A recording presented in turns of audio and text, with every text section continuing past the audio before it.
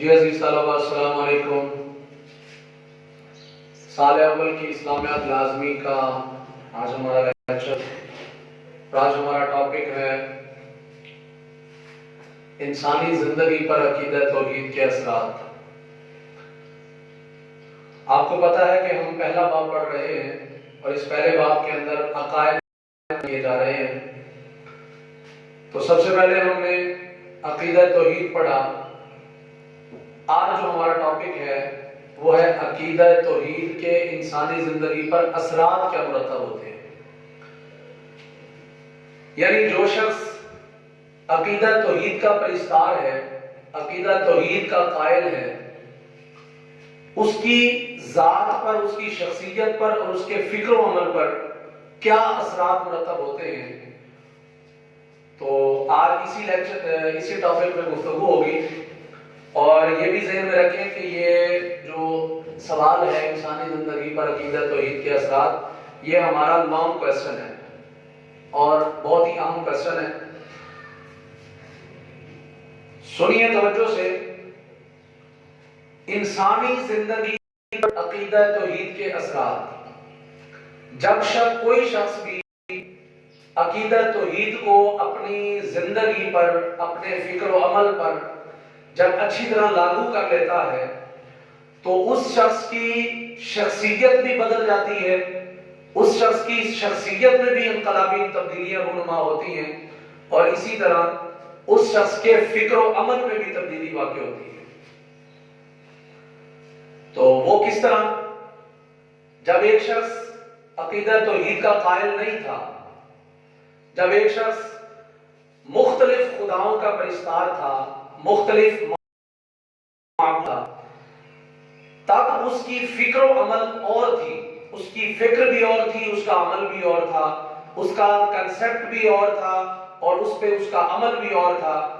اس کا عقیدہ اور فکر یہ تھی کہ جہاں دل کرے سجدہ کر دو، جہاں جس مورتی کو سجدہ کرو، پتھر کو سجدہ کرو، لکڑی کو سجدہ کرو، سورج کو خدا سمجھو، وہ اس کی فکر تھی۔ اور اس کا عمل کیا تھا؟ عمل یہی تھا جیسے اس کا فکر، اس کو عقیدہ اس کو اکساتا تھا، اسی طرح اس پہ وہ عمل کرتا تھا۔ لیکن جیسے ہی وہ عقیدہ توحید کی طرف پلٹتا ہے، جیسے ہی وہ عقیدہ توحید کا پرستار اور قائل بنتا ہے، تو اب اس کی فکر بھی چینج ہو گئی اور اس کا عمل بھی تبدیل ہو گیا۔ اس کی فکر کیا ہے کہ اب ہر کسی کو نہیں جھکنا، جگہ جگہ ماتھا نہیں ٹیکنا۔ اب اس کی فکر یہ ہے کہ ایک رب وحدہ لا شریک کو معبود برحق سمجھنا ہے اور اسی کی عبادت کرنی ہے، اور پھر عمل بھی اسی کے مطابق کرتا ہے۔ پہلے جگہ جگہ سجدہ کرتا تھا، اب اس کا عمل تبدیل ہو گیا، اب وہ صرف اپنے وحدہ لا شریک اللہ تعالیٰ کی عبادت کرتا ہے۔ تو اس کی شخصیت بھی تبدیل ہو جاتی ہے۔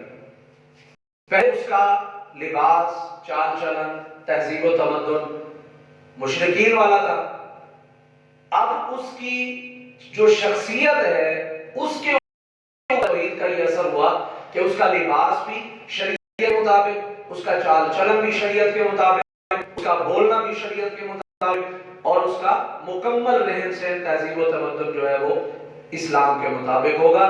تو یہ تھی ابتدائی گفتگو۔ اب ہم چلتے ہیں کہ کس طرح اثرات مرتب ہوتے ہیں اور وہ کون کون سے ہوتے ہیں۔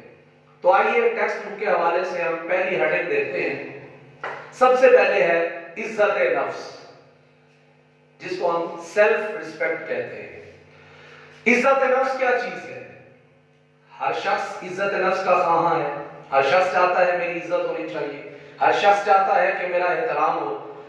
تو جو شخص عقیدہ توحید کے برعکس چلتا ہے، مختلف خداؤں کا پرستار ہوتا ہے، مشرک ہوتا ہے، تو حقیقت اگر دیکھیں تو اس کی عزت نفس مجروح ہو رہی ہے، کیونکہ چاہے وہ جتنا بھی امیر کبیر ہو، دولت مند ہو، جتنا بھی وہ بڑی سی بڑی اچھے سے اچھے اس کے تعلقات ہوں، وہ پرسنالٹی اس کی جتنی بھی اچھی ہو، لیکن عزت نفس اس کی مجروح ہو رہی ہے۔ کیوں؟ کہ وہ ایک اشرف المخلوقات ہو کر، انسان ہو کر، وہ ایک پتھر کو سجدہ کر رہا ہے۔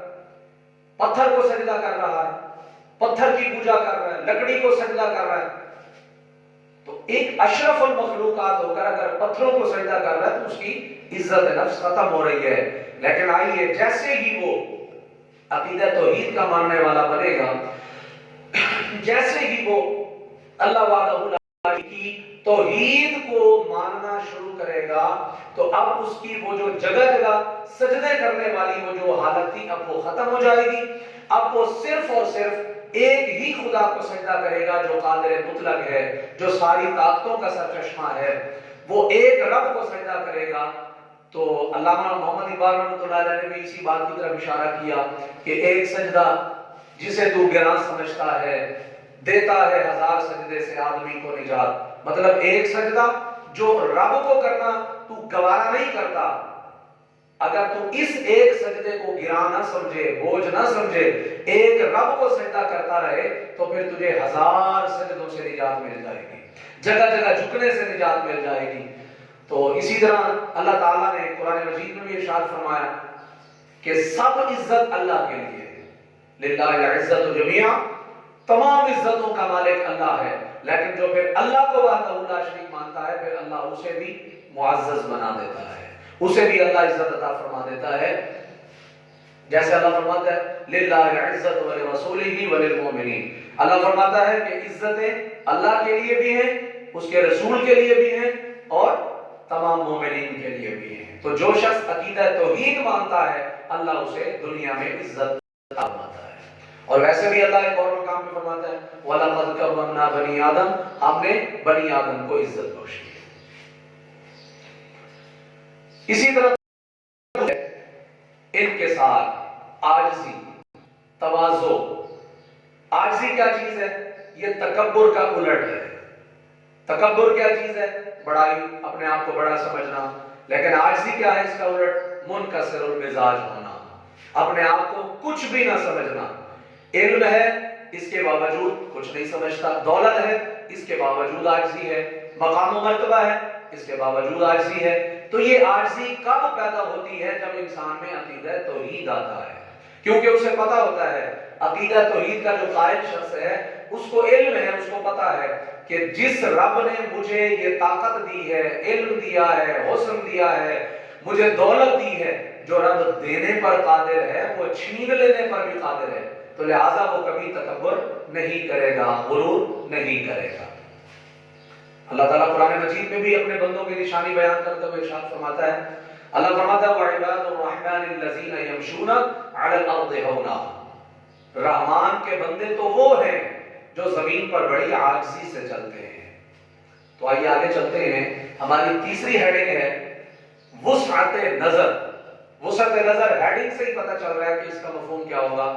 वुसअते नजर यानी अकीदा तौहीद का जो परिस्तार होता है वो तंग नजर नहीं होता, वो बखील नहीं होता, वो किसी की हेल्प करते हुए, मदद करते हुए तंग नजरी का इजहार नहीं करता। वो गरीबों का खैर खा होता है, वो दोस्तों का खैर खा होता है, वो मुसलमानों का खैर खा होता है, वो लोगों को नफा पहुंचाने की हर वक्त हर मुमकिन कोशिश करता रहता है।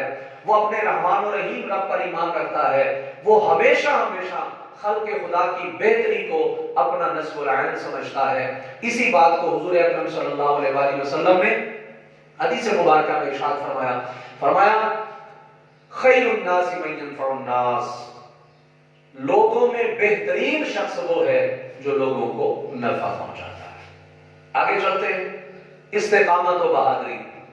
इस्तिकामत व बहादुरी क्या है? इस्तिकामत का मतलब है डट जाना, मुस्तकीम होना, इस्तिकामत। और बहादुरी किसको कहते हैं? ना डरना, ना डर होना, बेखौफ होना। तो इस इस्तिकामत और बहादुरी का ये मफहूम हरगिज़ नहीं है कि इंसान अपना जिस तरह उसका दिमाग दिल कहता है, जिस तरह उसके ज़हन में आता है वो करता रहता है, बड़ों छोटों का कोई एहसास ख्याल नहीं रखता। नहीं, ऐसी बात नहीं है। वो बेखौफ हो जाता है, बेखतर हो जाता है जब उसके सामने कोई बड़े से बड़ा फिरौन आता है, इस्लाम दुश्मन आता है। यानी वो अपने रब की खातिर, अकीदा तौहीद की खातिर, शरीयत इस्लामी की खातिर वो बड़े से बड़े फिरौन का भी मुकाबला कर जाता है, वो बड़े से बड़े निमरूद का भी मुकाबला कर जाता है। क्यों? उसको पता है कि मैं अकीदा तौहीद रखता हूँ, اور عقیدہ توحید کا ماننے والا کسی اور سے نہیں ڈرتا. اس کے اندر ادب بھی ہوتا ہے، احترام بھی ہوتا ہے، پیار محبت بھی ہوتا ہے.